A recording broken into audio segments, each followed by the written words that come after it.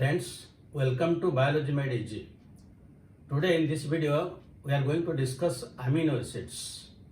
You know, amino acids play a very important role in our body. They are the monomers of proteins.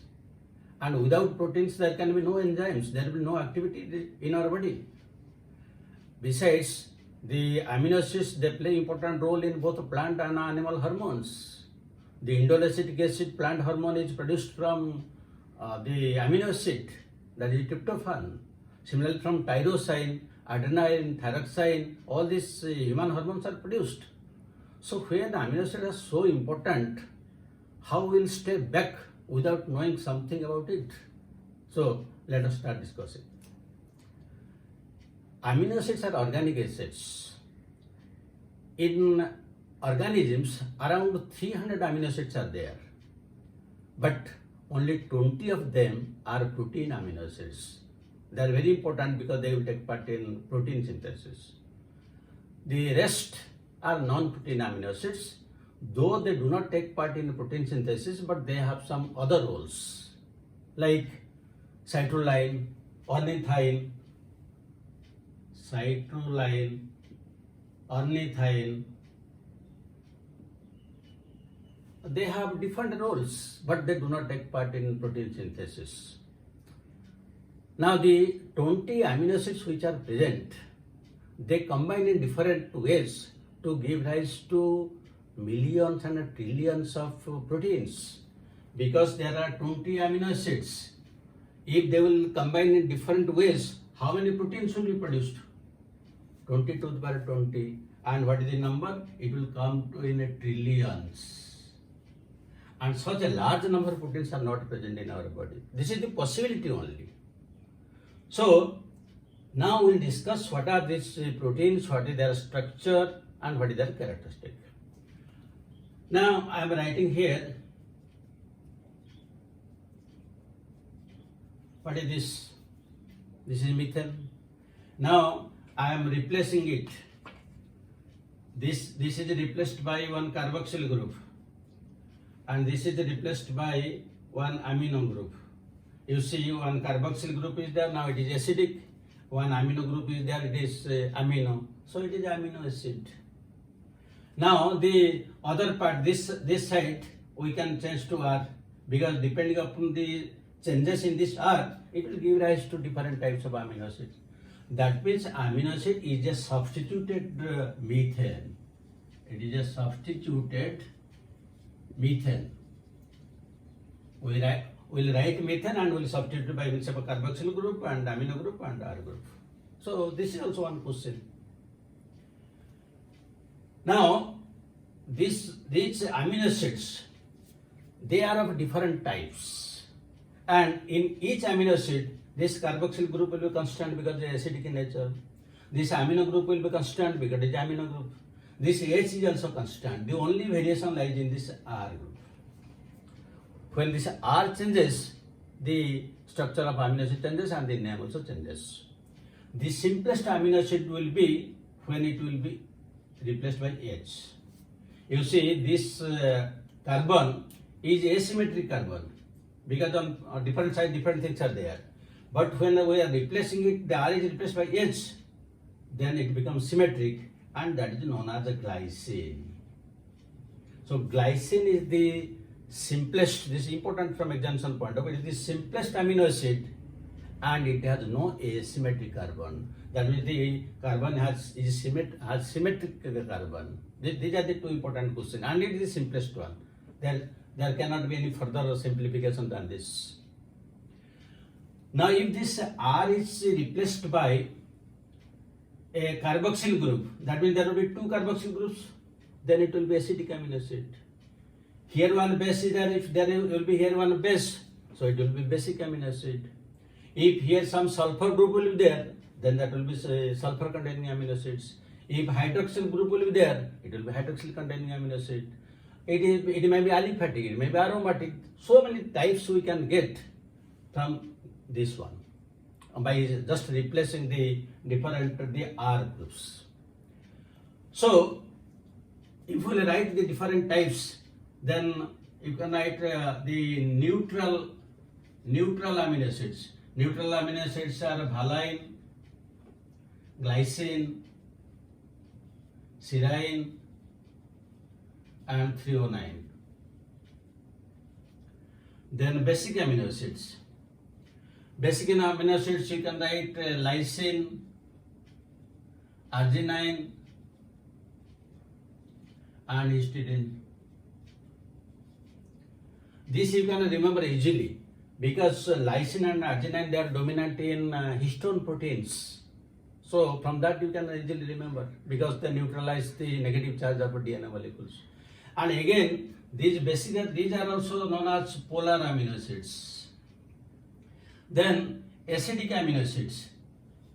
Acidic amino acid easily you can remember because the acid, what will be there? Glutamic acid, aspartic acid. Glutamic acid and aspartic acid. Similarly, some other ones.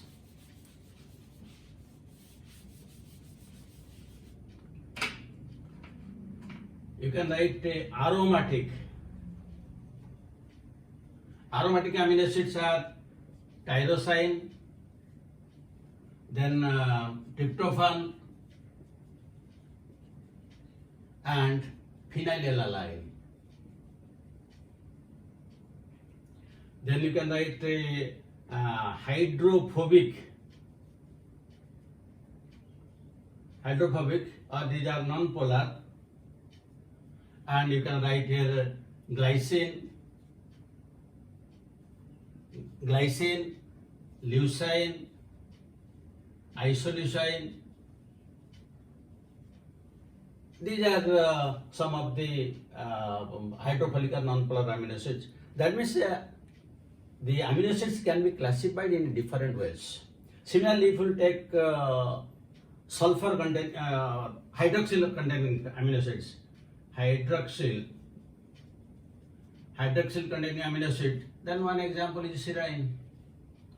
Then sulfur containing amino acids, methionine and cysteine. Sulfur containing amino acid, methionine and cysteine. So in these different ways, the amino acids can be classified. Now you see, this is the structure of glycine. Now I am replacing it CH amino group, carboxyl group. Just R is replaced by methyl group.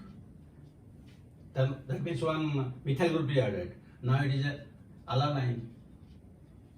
Then again you see C carboxyl group, hydrogen amino group.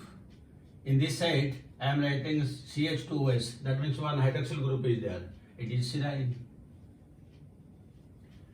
Now in another example, if I will write C carboxyl group, H amino group, and this side CH2, COOH. That means you see here one carboxyl group is there and here carboxyl group is there. This becomes acidic. So this is glutamic acid. So in this way, different types of amino acids are formed by just changing the R group. Now this structure of amino acid, it can change with a change in pH. How it is happening, let us see.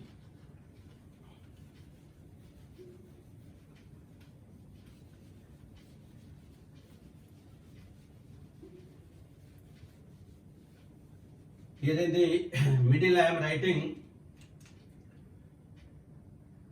COOH, this is R group, this is H, and here in this side I am writing NH2. Then this side also I am writing COOH, then here amino group, here H, and here R. Then again I am writing this side C carboxyl group, then H amino group, and then R. Now see, when the pH will be low, pH low. pH low means what is? This is acidic. And if pH is high means alkaline, or this is basic. Now when the pH is low, what is happening? This H, it will move to this NH2 group and it will be NH3. This will be NH3 and this will be COO minus. So this is known as this in acidic condition. That means it is in the cation charge. It is NH3. So when it is NH3, that means it is basic. The amino acid will become basic. But what is the pH? Acidic. That means in acidic condition, the amino acids become basic amino acids. Now you see when the pH is changing high, alkaline condition, in that case what is happening? In that case, this will be minus. And in that case, this become acidic in nature. So when it is becoming acidic in nature, when the pH is high, means basic condition. So this is in anionic condition. So here you will get negative charge. Here you will get positive charge. This is condition is acidic, but amino acid is basic. Here it is basic, but the amino acid will be acidic. But at this position, what is happening? You see, if it can dissociate into two conditions, that means this can be COO minus and this can be NH3 plus. So this is the neutral condition. And in this dipolar state, when it states, it is known as isoelectric point. Isoelectric point. That means in isoelectric point, it can remain both in cation and anionic charge. And when the pH changes either to acidic or basic, it changes to different conditions. And this middle one, this was known as zwitterion. Zwitterion or zwitterion. So that means the amino acids can be converted to both acidic and basic condition depending upon the pH. This is very important property, and depending upon it, it has different types of functions. So this is very important from examination point of view.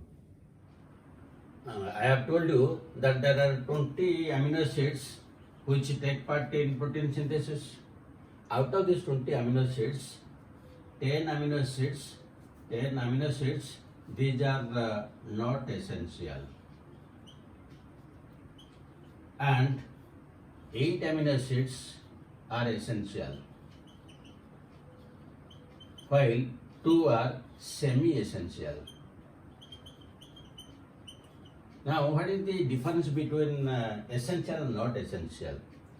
Not essential means these are synthesized automatically in our body during different metabolic reactions. So we needn't take them through our diet. But these 8 essential amino acids, they are not synthesized in our body, so we have to take through our diet. While the plants, they produce all the 20 different types of amino acids. Now there are two semi-essential, they are required only by certain stages by certain people, like lactating mothers. So how to remember these 8 and 2 essential amino acids? That's a very simple formula you can remember. ABHIL MPTT. ABHIL is the name of the scientist who has told what are essential and semi-essential amino acids, and his student has given the name like this. ABHIL MPTT. ABHIL is the name of the scientist. MP, he was a member of parliament in USA, and TT, Tory Tim, was his party's name. So you can remember that. This is A means adenine, valine, histidine, isoleucine, lysine, leucine, methionine, phenylalanine, tyrosine, tryptophan. If you feel this is difficult, then in another way you can remember.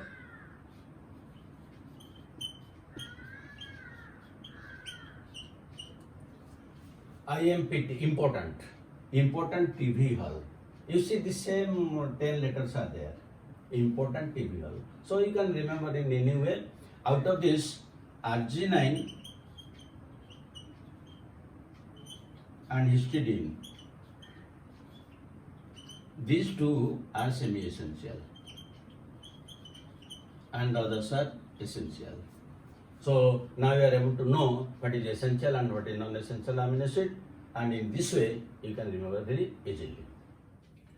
So these amino acids, they give rise to different types of proteins. But how they give rise to different types of proteins, that we'll discuss in the next video when we'll discuss the different types of proteins. But here you can write one or two questions. One question you can write, which of the following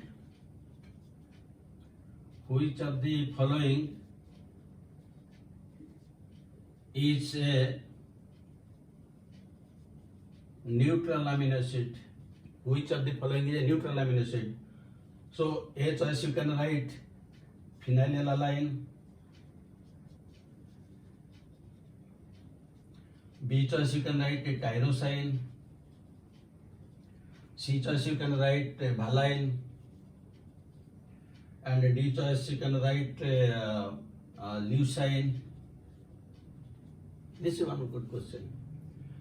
The second question, more interesting and also important.